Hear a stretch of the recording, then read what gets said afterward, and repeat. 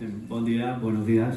Evidentemente me sumo a las disculpas que ha comentado el señor Ramón Marsal por todas las inclemencias del tiempo, que por otro lado son muy bienvenidas, ¿no? Bien, como comentaba el señor Marsal, estamos aquí para celebrar la inauguración de las 4 nuevas villas en Dreams Village, que representa un paso muy significativo en nuestro compromiso con este proyecto, ¿no? En nombre de PortAventura World y en el mío propio, quiero agradeceros a todos vuestra asistencia en este acto tan especial que marca un hito importante en la historia de nuestra fundación. Muchos podrían pensar que estas casas son solamente estructuras físicas, pero son mucho más.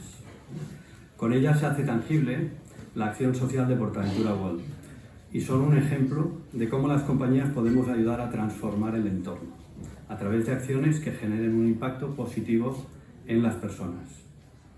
En estos casi 5 años hemos acompañado a casi 1000 familias. Hemos aprendido mucho de cada una de ellas, hemos vivido nuevas experiencias que nos han ayudado y eso es un motivo para seguir creyendo en esta iniciativa. Este proyecto ha sido posible gracias al trabajo y dedicación de muchas personas.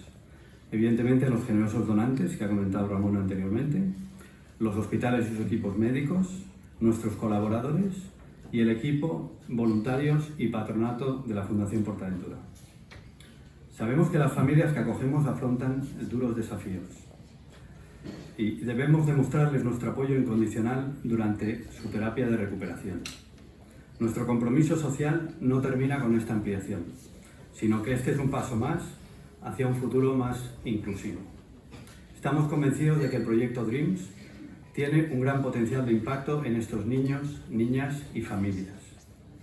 Y aprovecho este espacio para extender una cálida invitación a que todos juntos sigamos dando a conocer PortAventura Dreams Village y el maravilloso trabajo que lleva a cabo la Fundación PortAventura desde el año 2011.